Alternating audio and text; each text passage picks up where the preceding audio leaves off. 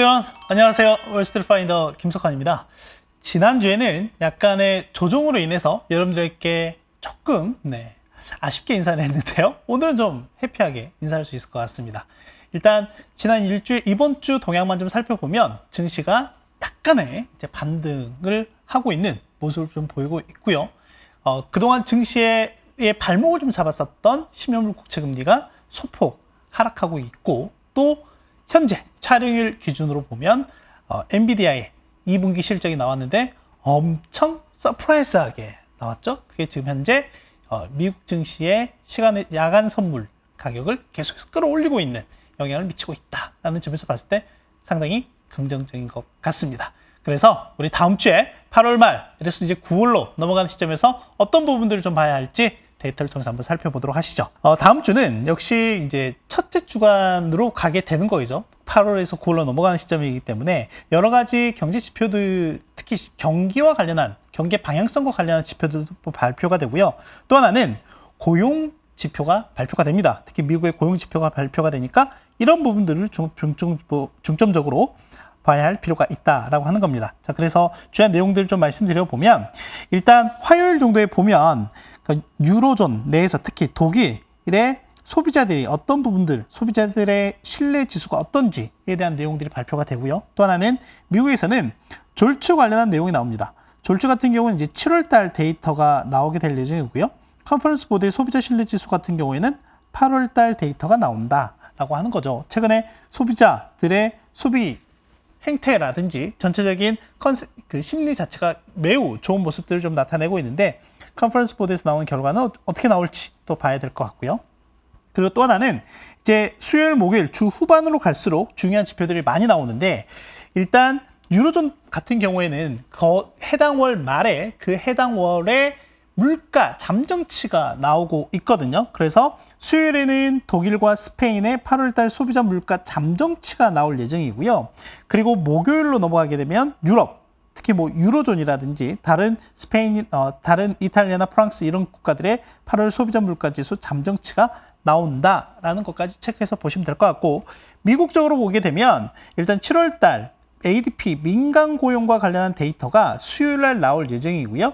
2분기 GDP 이제 두 번째죠. 두 번째 결과가 나올 예정이다라고 하는 거고요. 이제 마지막 날인 31일에 7월달 PCE 물가 지수가 공개가 된다라고 보면 될 것 같습니다. 그리고 이제 9월 1일 날 보게 되면 매우 중요한 지표 있죠. 우리나라의 8월 수출입 동향. 그런데 1일부터 20일 기준으로 보면 YOY로 보면 마이너스 16.5%예요. 여전히 부진하다라고 하는 거고, 미국의 8월 제조 PMI와 고용 보고서가 이날 발표가 된다라는 것까지 체크해서 보시면 될 것 같습니다. 나머지 일정들은 여러분께서 제가 주간 단위로 계속해서 일정도 같이 공유해 드리고 있으니까 그걸 통해서 한번 확인을 해 보시면 좋을 것 같습니다. 그리고 바로 내용으로 갈게요. 와, 서프라이즈예요. 이거는 뭐냐면, 제가 물론 이제 섹터 애널리스트는 아니긴 하지만 일단 대략적인 내용들을 좀 말씀드리기 위해서 좀 가져왔는데, 엔비디아가 2분기 실적을 발표했는데요. 그야말로 서프라이즈였다라고 보면 될 것 같고요. 또 하나는 3분기 가이던스를 대폭 상향했다라고 보면 될 것 같습니다. 올해 증시의 핫한 테마는 역시 AI, 인공지능이라고 보면 될 것 같은데, 그 인공지능의 황태자가 누구냐라고 보면 엔비디아일 것 같아요. 자, 그런데 제가 그런 부분들은 뭐 익히 여러분들께 잘 아실 거고, 또 하나는 저희에서 준비하고 있는 뭐 순달람이라든지 또는 저희 IT, 테크 쪽에서 담당하는 애널리스트들이 무수히 얘기를 하고 있는 상황이기도 하죠. 근데 이제 이런 흐름들을 좀 보여드리고자 가져왔는데요. 일단은 뭐냐면, 제가 이제 중요하게 보는 그 헤드라인, 실적 중에 매출액이라든지 EPS 이런 부분들을 보면, 실제 엔비디아 같은 경우가 이렇게 좀 색깔이 다른 거는 3분기 추정치거든요. 3분기 추정인데, 올해 보면 1분기, 2분기 올수록 쭉 올라오는 모습을 좀 보이고 있죠. 그에 따라서 어떻게 보면 이 목표 주가도 쭉쭉 올라오고 있는 모습을 좀 보이고 있다라고 하는 겁니다. 일단 엔비디아 같은 경우는 시간 외에서 대략 한 6% 정도 상승을 해서 현재 마감을 한 상태다라고 보면 될 것 같고요. 이제 오늘 밤에 구체적으로 좀 내용들이 나올 거기 때문에 그걸 시장에서 어떻게 소화하는지도 볼 필요가 있을 것 같습니다. 그러면 어떤 부분이 이렇게 서프라이즈하게 만들었느냐라고 하는 건데, 이제 결국에는 이제 AI에서 핵심이라고 할 수 있는 이 GPU라고 보면 될 것 같고요. 이게 지금 요렇게 하나거든요.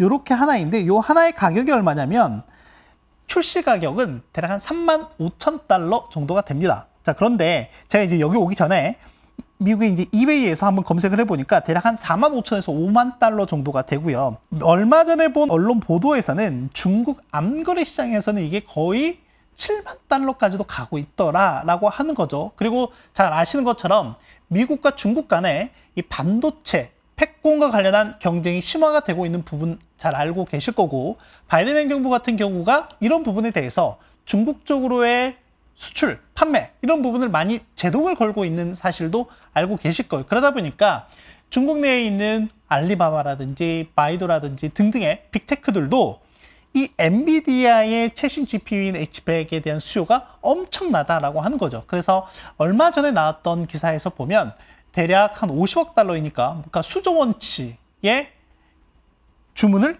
해놨다라는 이런 내용도 좀 있었던 것 같아요. 근데 한번 보면 여러분 이게 하나, 둘, 셋, 넷, 다섯, 여섯, 일곱, 8개거든요. 8개인 거니까 요 35,000달러 그냥 출시 가격만 놓고 본다라고 하면 우리나라 환율하고 대략 곱해보면 about 한 4억 원 정도가 됩니다. 근데 이게 데이터 센터에 들어가는 건데, 여러분 데이터 센터 혹시 그림, 사진이나 이런 거 보시면 아시겠지만 이렇게 된 칩세트가 수백 개가 있는 거잖아요. 그러니까 한 데이터 센터 짓는 데만 하더라도 수천억 원의 이 GPU가 필요하다고 하는 거죠. 그래서 결론적으로 말씀드리고 싶은 거는 지금 왜 이렇게 엔비디아의 실적과 관련한 부분 전망이나 이런 부분들이 상당히 불리시하냐라는 부분들이 바로 이런 전망을 이런 데이터에서 저희가 확인을 할 수 있다라고 하는 거죠. 지금은 공급도 약간 좀 후달리는 부분도 있고 수요는 어마어마하게 증가하고 있는 상황인 거니까 거의 뭐 AI 산업의 킹이다라고 보면 될 것 같습니다. 아무튼 이런 부분들을 한번 참고해서 보시면 좋을 것 같다라고 말씀드리고 싶고요. 그리고 이제 본격적으로 내용을 좀 더 말씀드려 보면 이제 지금 목요일이거든요. 근데 이게 올라가는 시점이 금요일이기 때문에 제가 이제 잭슨 홀 컨퍼런스가 시작된 이후에 파월 의장의 발언 직전에 이 영상이 공개가 되기 때문에 이걸 얘기해야겠다라고 생각이 들어서 가져왔습니다. 다소 어려운 내용일 수 있지만 개괄적으로 좀 말씀드려보면 지금 시장에서 중립금리와 관련한 논란이 꽤 있습니다. 그러니까 핵심 논란은 뭐냐면 중립금리를 올려야 된다라고 하는 거예요. 그러면 이 중립금리라고 하는 게 뭐냐라고 하면 두 가지만 기억해 놓으세요. 하나는 우리가 금리라고 하는 거는 성장과 물가라고 하는 이 두 개의 변수만 좀 놓고 본다라고 하면 성장이나 물가와 관련한 이 흐름을 가속시키지도 않고 떨어뜨리지도 않는 딱 적정한 균형되는 금리 수준을 우리가 중립금리라고 얘기를 하고 있거든요. 자, 그래서 그러면 이 중립금리라고 하는 거는 어떻게 우리가 계산을 해볼 수 있느냐, 추정해 볼 수 있느냐, 실질적으로 우리가 데이터를 뭐 매달 발표된 경제 지표들처럼 확인을 할 수가 없습니다. 대부분의 경제학자라든지 뭐 연준에서 대략적으로 추정해서 발표를 하고 있기는 하죠. 추정해서 보는 겁니다. 자, 그래서 우리가 직관적으로 볼 수 있는 건 어디냐면 바로 왼쪽에 보이는 게 점도표인 건 아시잖아요. 이 점도표에서 롱거런, 장기적으로 보는 금리 레벨에 대한 부분에서 힌트를 얻을 수가 있다라고 하는 거예요. 그리고 또 하나는 여기에서 우리가 생각을 해야 될 거는, 그리고 연준이 컨트롤하고자 하는 목표 물가가 있잖아요. 이 목표 물가가 바로 2%이죠. 그래서 여기 이 점들과 이 목표 물가 차이를 뺀 게 중립금리다라고 보면 될 것 같습니다. 이해되시죠? 그래서 보면 이 점의 위치가 상당히 다양하지만 상당수가 이 2.5%에 많이 집중이 되어 있다라고 하는 거고요. 그러니까 결론적으로는 이 중립금리라고 하는 거는 명목 인플레에서 중장기적으로 장기 기대 인플레에서 목표 인플레를 뺀 거잖아요. 그러면 이게 2.5%에서 2%를 빼는 거니까 0.5%가 되는 겁니다. 그래서 지금 시장에서는 중립금리 수준을 0.5%로 보고 있는 거고, 그래서 지금 상당수 많은 연준 위원들이 0.5%가 실질 중립금리다라고 보고 있는 거예요. 그런데 한번 보세요. 전체적으로 이 쏠림이 어떻게 되어 있죠? 조금 더 오른쪽으로 되어 있잖아요. 그러니까 이 중립금리를 올려야 된다라고 하는 시장의 논의가 최근에 계속해서 나타나고 있는 거고요. 여기에 이제 조금 촉매제가 되고 있는 게 뭐냐면 월스트리트저널이라고 하는 곳의 닉 티밀하우스 기자예요. 이 기자가 지금 이 잭슨 컨퍼런스를 앞두고 상당히 열일을 하고 있습니다. 연일 관련한 보도를 내고 있는데 역사적 저금리 시대가 끝날 수 있었던 이유에 대해서 얘기를 하고, 그러니까 이제는 과거 2010년대에 있었던 그런 저금리 시대로 돌아가지 못하니까 이제는 고금리에 대한 부분을 우리가 인정을 해야 된다라는 내용인 거고요. 이제 그 시점에서 중립금리와 관련한 내용이 나오게 됩니다. 그리고 또 하나는 2% 인플레를 도달하기 위해서 얼마나 많은 실현과 압박이 있어야 되느냐, 이런 내용들도 했고, 또 하나는 이제 얼마 전에 은퇴하셨죠? 퇴임한 제임스 브로이드 전 세인트루이스 연 총재를 소환을 해서 경기 침체에 대한 두려움이 물 밖으로 나왔다. 이 말인 즉슨 경기 침체에 대한 부분 우려가 많이 줄어들었다라는 걸로 좀 이해를 하시면 될 것 같습니다. 그럼 왜 그러느냐라고 하는 거죠. 그래서 결론적으로는 이 중립금리에 대한 상향에 대한 논의들이 활발하게 진행이 되고 있는데, 이거는 아까 말씀드렸던 것처럼 성장이나 물가와 우리가 좀 연관을 지어 볼 필요가 있다라고 하는 거예요. 그러면 중립금리를 어떻게 할 수 있느냐라고 했을 때 방법은 두 가지가 있습니다. 이 상향하는 데 있어서 방법은 두 가지가 있는데, 뭐냐면 하나는 이 명목금리 있죠? 이 명목금리 자체, 명목 기대 인플레에 대한 부분을 상향하는 거예요. 그러니까 이 말인 즉슨 무슨 말이죠? 물가에 대한 허용 범위를 높이는 거죠. 그러니까 계속 이제 이거 2%가 아니라 3%, 4%도 갈 수 있다라는 그런 부분에 대한 인 거고요. 또 하나는 이 목표 인플레 자체를 변화하는 거죠. 그러니까 이거를 아예 뭐 이때까지는 지난 한 10여 년 넘게 2%라고 생각을 하고 있었는데 이게 아니야. 이제 3%, 4%또 갈 수 있어. 4% 좀 상당히 불리시한 것 같고, 그러니까 허키시한 것 같고, 한 3%까지 계속 이제 얘기를 하고 있는 거예요. 그러니까 과거 저물가, 저금리 이런 시대로 가는 게 힘들어진다라고 하는 내용이다라고 보면 될 것 같습니다. 오늘 좀 어렵습니다. 그래서 지금 보면 시장에서 중립금리 상향에 대한 내용들이 좀 나오고 있는데, 연준 같은 경우에는 계속해서 0.5%를 고수하고 있다라고 하는 거예요. 하지만 시장의 뭐 벵가드라든지 또는 댈러스 연은이라든지 리치몬드 연은에서 보면 이 목표치가 꽤 높아지고 있더라라고 하는 겁니다. 아시겠죠? 목표치가 높아지고 있더라. 그러면 이걸 감안했을 때 앞으로 어떤 부분이냐면 허용 가능한 이 인플레이션율이 달라질 수 있다라고 하는 거예요. 그동안 연준은 2%를 했지만 이 허용 가능한 인플레이션율이 높아질 수 있다라고 하는 거죠. 그러면 무슨 말이냐면 현재 우리가 근원 개인 소비 지출 물가, 즉 PCE 물가 기준으로 해서 지난달에 4.1%가 나왔는데, 그리고 다음 주에 새롭게 업데이트가 되겠죠. 4.1%가 나왔는데 지금 계속해서 디스인플레이션 상황이 지속이 된다라고 하면 이제는 상당히 제한적인 수준의 통화정책이 워킹하고 있다라는 걸로 이해를 할 수가 있습니다. 그래서 중립금리 이 상향과 관련한 부분에서는 인플레이션의 톨레랑스, 즉 허용 가능한 범위와 관련이 있다라는 걸 정리하시면 되고요. 두 번째는 뭐냐면 성장과 생산성과도 연관이 있습니다. 성장과 생산성. 그러니까 아까 제가 금리라고 하는 건 결론적으로는 성장이라고 하는 부분과 그리고 물가라고 하는 부분이다라고 말씀을 드렸는데, 최근에 10년물 장기금리가 튀는 모습들이 나타났었잖아요. 그러니까 2007년 이후에 가장 높은 수준까지 또 올라오기도 했었잖아요. 이런 시점에서 왜 이렇게 튀는 모습들이 나타났느냐라고 했을 때 성장에 대한 부분들이 좀 자극이 되고 있는 것 같다라고 보면 될 것 같습니다. 물론 성장뿐만이 아니라 공급과 관련된 여러 가지 이슈들 좀 있긴 하지만 일단 너무 광범위한 논의의 요인들이 있기 때문에 제가 말씀드리고자 하는 것은 성장과 관련한 부분이고, 이 성장의 종속 변수라고 할 수 있는 생산성과도 한번 얘기를 해봐야 된다라고 하는 거죠. 지금 보시면 애틀란타 연은에서 나온 GDP 나우 3분기 추정치, 미국의 3분기 실제 GDP 추정치가 5.8%가 나왔어요. 이거 저희가 데일리를 통해서도 여러 차례 언급을 해드렸지만 이게 지금 2021년 4분기 추정치를 마지막으로 발표한 1월 말 이후에 가장 높은 수준입니다. 엄청나게 높은 수준인 거죠. 그리고 실제로 보면 지난 1분기, 2분기, 지금 2분기 속보치까지 발표가 되긴 했지만 계속 2%가 넘어가는 성장률을 보이고 있는 상황이죠.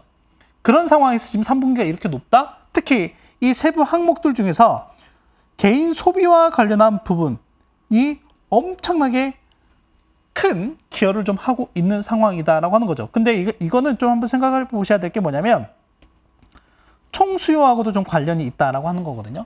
그러니까 지금 생산성도 높아지고 성장도 높아지는 부분들이 있다라고 하면 당연히 적립금리가 높아질 수밖에 없다라는 논의가 있는 거죠. 자, 그런데 우리가 시장의 입장에서 보면 좀 고민을 해봐야 될 건 있어요. 이런 부분들이 중장기적으로는 긍정적인 게 맞습니다. 아시겠죠?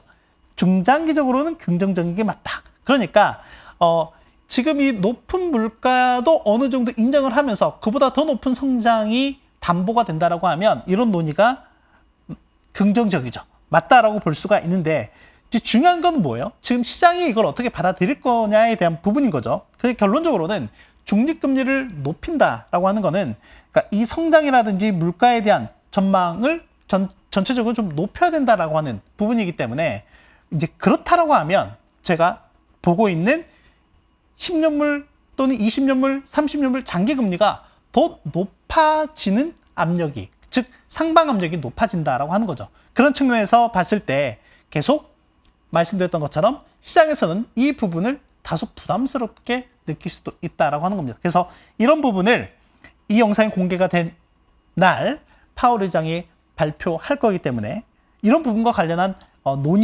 논의에 대해서 파월 의장이 생각을 밝힐 걸로 생각이 되거든요. 예상이 되거든요. 물론 작년 12월 FMC 이후에 나타난 그 기자회견에서 파월 의장은 이 중립금리에 대해서 하늘의 별 따기와 같다라고 언급을 하기도 했었습니다. 그래서 이런 부분들을 좀 참고해서 보시면 좋을 것 같습니다.